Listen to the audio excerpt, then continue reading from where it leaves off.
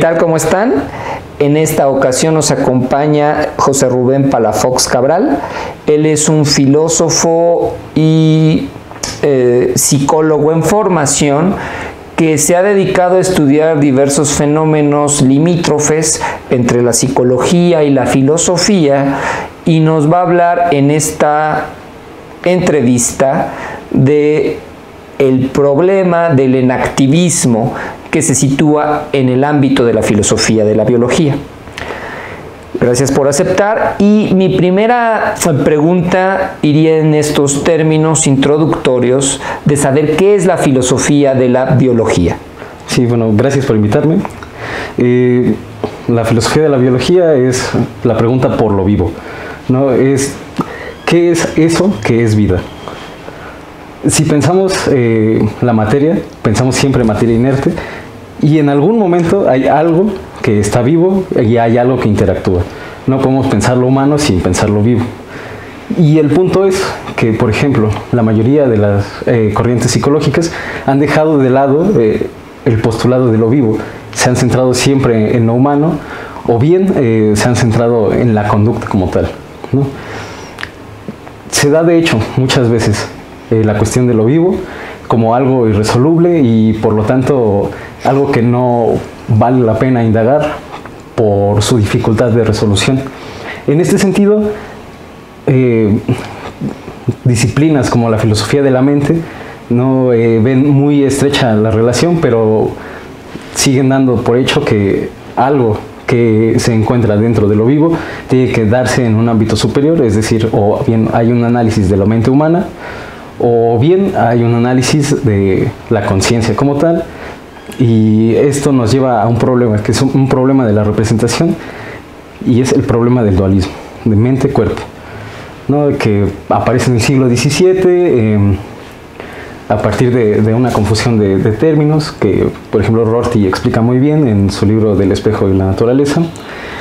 Pero en este sentido, la filosofía de la biología lo que hace es ampliar los términos para pensar lo vivo en todos los ámbitos posibles, tanto superiores como inferiores, es decir, cómo interactúan desde bacterias, microorganismos, órganos especializados, seres complejos, y también tiene que ver con la relación de los sistemas, que tiene implicaciones en todos los ámbitos, por ejemplo, muy vistas en psiquiatría con las teorías de Ashby.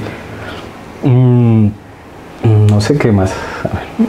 Por ejemplo, esto que señalabas en un inicio de que asociamos a la conciencia con la vida, me parece muy llamativo y poco explorado el hecho de que haya vida que no sea consciente. ¿Qué podrías decir al respecto? Sí, es un problema muy común que, por ejemplo, en el ámbito de la psicología, los psicoanalistas dan por hecho, ¿no?, que no todos los seres vivos tienen una vida consciente. Por ejemplo, los animales, según sus posturas, no son conscientes, ¿no? Solamente actúan por instintos y se rigen bajo pulsiones. Pero la filosofía de la biología lo que hace es tratar de reivindicar la relación de lo vivo con la mente, e intenta dar cuenta de cómo esto nos afecta no solo a nosotros, sino a todo lo vivo. Es decir, si suponemos que hay una conciencia en la filosofía tradicional, es que suponemos el dualismo mente-cuerpo. Si suponemos el dualismo mente-cuerpo, suponemos que objetos inanimados no tienen esta relación, y suponemos, por ejemplo, que una amiba no tiene mente. Un perro puede o no tener mente, pero suponemos normalmente que no lo hace. Sin embargo, suponemos que el humano tiene una mente por alguna razón que no se logra explicar en esos ámbitos. Claro. ¿El enactivismo cómo participaría de esta explicación del dualismo y qué aporta a ella? El enactivismo, bueno, es una corriente que nace en Chile con Maturana y Varela, son biólogos ellos, y presenta una reacción frente a estos cognitivismos representacionales. Tradicionalmente, el cognitivismo representacional piensa que hay un estímulo que asocia una imagen en la conciencia, ¿no? Esta imagen en la conciencia interactúa con otras imágenes, se simboliza, interactúa y hay una respuesta, ¿no? Algo así como un input, un proceso y un output. El enactivismo lo que hace va a dar cuenta de la agencialidad del organismo vivo, haciendo que su relación con el medio sea la de hacer sentido. Es decir, el problema del mente-cuerpo se traslada al problema de lo vivo y la mente, haciendo que los sistemas que componen al organismo influyan también en esta caracterización. Es decir, lo que sea que está vivo se compone de sistemas, y estos sistemas a su vez tienen sistemas, y así sucesivamente. Lo podemos ver desde los problemas físicos, ¿no? Cómo interactúan cierto tipo de moléculas con otras, hasta las interacciones complejas de la antropología, ¿no? Como se da, por ejemplo, una danza ritual, cómo se construye una amistad, todo esto. Pero siempre se parte de la relación de sistemas. El enactivismo entonces lo que hace es eliminar este dualismo, situando la mente en todo lo vivo, no solamente en órganos especializados como en el cerebro, por ejemplo, sino que, bueno, en este caso una amiba tendría mente, ¿no? Por ejemplo.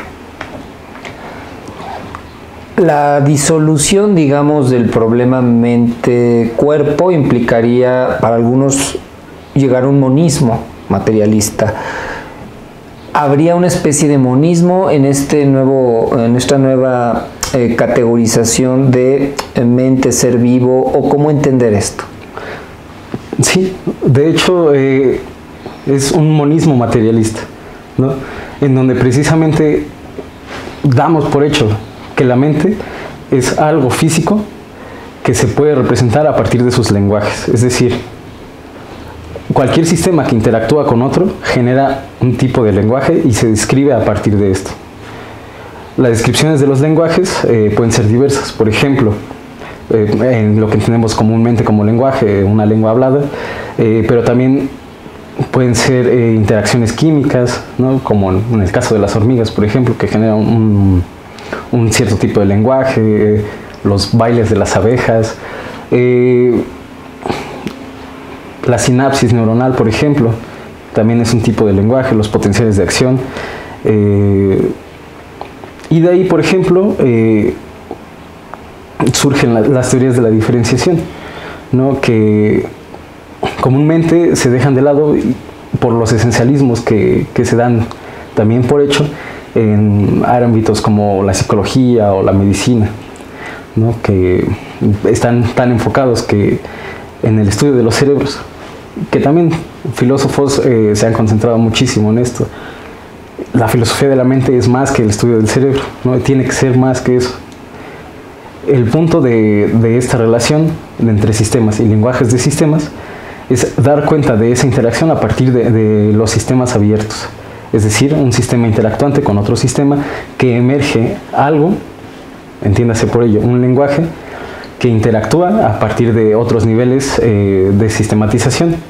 Por ejemplo, el psicoanálisis funcionaría en este sentido porque yo simbolizo algo, una experiencia específica o no específica, pero doy cuenta de ella a partir del lenguaje, ¿no? No sé, la terapia cognitivo-conductual haría lo mismo a partir de la relación de que hay una cognición solamente porque hay una interacción del lenguaje. Pero también, por ejemplo, se puede ver por qué células que tienen ambientes específicos viven en ambientes específicos sin una nomología específica, ¿no? Es decir, no hay una ley que les dé eso que son, sino que a partir de lo que hay en el medio se forman para hacer eso que son. Aquí parece que también hay una cuestión que tiene que ver con estas visiones metafísicas que vuelven estables y en cierta forma inmutables, ¿no?, a nuestros objetos de estudio. Y esto de los sistemas abiertos parece que rompe con ello. ¿Nos podrías explicar un poco más? Sí, justamente los sistemas abiertos son sistemas dinámicos, es decir, hay una estabilidad en ellos, por lo tanto hay una identidad. Por ejemplo, si alguien puede ganar peso es porque come mucho, ¿no? Supongamos. O si alguien asume una identidad es porque puede asumir esa identidad. Pero si es un sistema abierto, quiere decir que no hay una relación esencial en lo que es, sino que todas las nomologías que lo integran, es decir, todas las leyes que lo rigen, son contingentes, no son necesarias. Son nomologías que se dan de hecho por la interacción con otros sistemas. Nosotros nos formamos a nosotros mismos a partir de nuestras elecciones, a partir de nuestras interacciones y a partir de nuestro medio. Así sucede con todo lo vivo e incluso con nuestros órganos, ¿no? Podemos aumentar nuestro nivel de colesterol, de hecho podemos cambiar la forma de nuestros cerebros, ¿no? Kandel, por ejemplo, habla de la plasticidad cerebral y da cuenta de que la interacción entre eso que somos nosotros y el ambiente también transforma esa relación sináptica. No es lo mismo los sistemas de uno y de otros, hay reforzamientos y ese cambio también permite una estabilidad, es decir, hay una homeostasis que se da también en la relación con las neuronas. En los órganos, por ejemplo, para que una célula haya tenido esta relación simbiótica con otra y formara estos organelos para los órganos, en fin, o sea, son como capas y capas y capas y capas hasta darnos nuestra noción de realidad. El enactivismo como una propuesta llevada a la filosofía, ¿qué implicaciones, qué repercusiones en la filosofía tiene?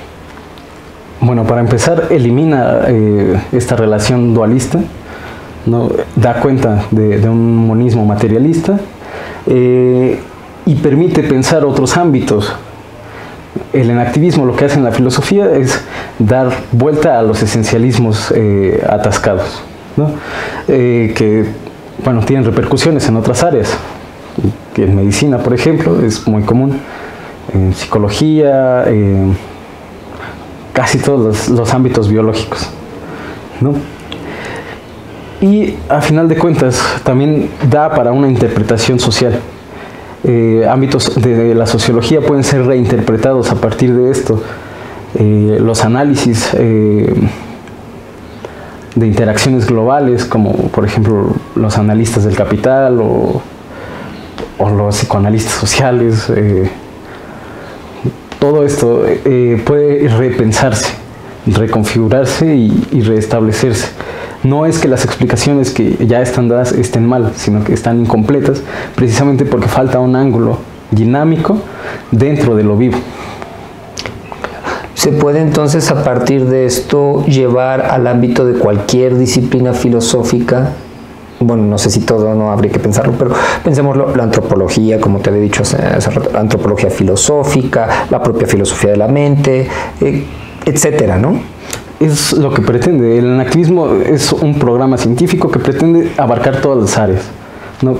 Si nosotros lo llevamos a la filosofía, lo que pretende es que se repiense la filosofía en estos ámbitos. La filosofía ante el enactivismo parece ser muy lejana, ¿no? Esto es, como me había señalado, muy nuevo, y ante este escenario, ¿qué futuro le ves al enactivismo? ¿Qué retos tiene la filosofía si no hace caso del enactivismo? Bueno, no sé si es la palabra retos, ¿no? Pero ¿qué le pasa a la filosofía si ignora el enactivismo? Tiene el riesgo de ser un relato irreconocible para otras ciencias, ¿no? Que creo que es algo que está sucediendo ahora con todos los influjos de la posmodernidad, ¿no? Si la filosofía no piensa aquello que de hecho se da, si la filosofía no regresa a los casos prácticos, si no regresa a la experiencia empírica, no puede comunicarse con otras áreas, no puede comunicarse con otras ciencias. Entonces queda relegada a un pensamiento abstracto, queda a repensar autores, a pensarse fuera de esos ámbitos, a explicar la realidad en un ámbito cuadrado, ¿no? a no abarcar la realidad. También has centrado el asunto de la bioética. Se me ocurre preguntarte cómo es que el activismo puede aportar a esta disciplina filosófica.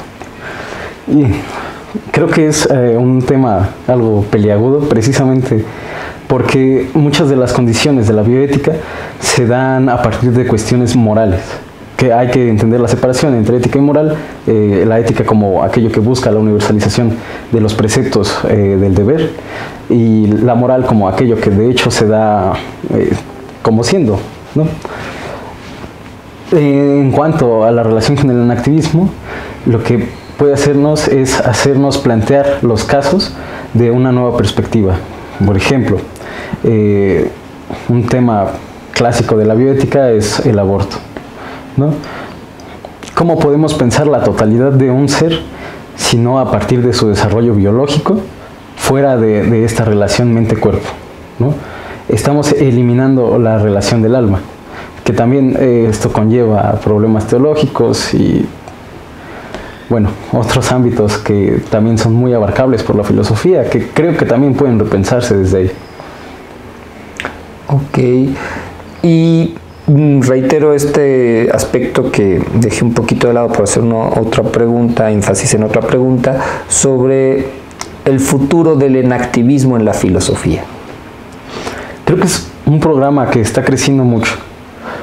Si bien esto empieza en Chile, sigue creciendo en Sudamérica y ahora en el ámbito anglosajón, ¿no? Si bien en México no es muy reconocido, hay casos destacables. Por ejemplo, tenemos a un investigador que es de los más representativos en el Centro de Complejidad, se llama Tom Froese. Él comúnmente da conferencias, es muy amigable también.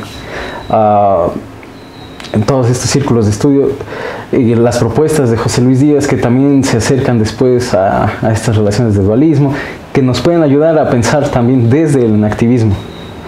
No, tampoco es que la corriente sea la respuesta a todo, tiene fallos, hay que construirla, y es el punto, que es una teoría que se está construyendo y es un programa que está creciendo día a día. Creo que vamos hacia la dirección correcta. En términos de Kuhn, ¿implicaría que estamos ante un cambio de paradigmas? Así es. Y creo que sí, necesitamos traductores en este momento. Ok, pues muchísimas gracias. No, muchísimas gracias a ti.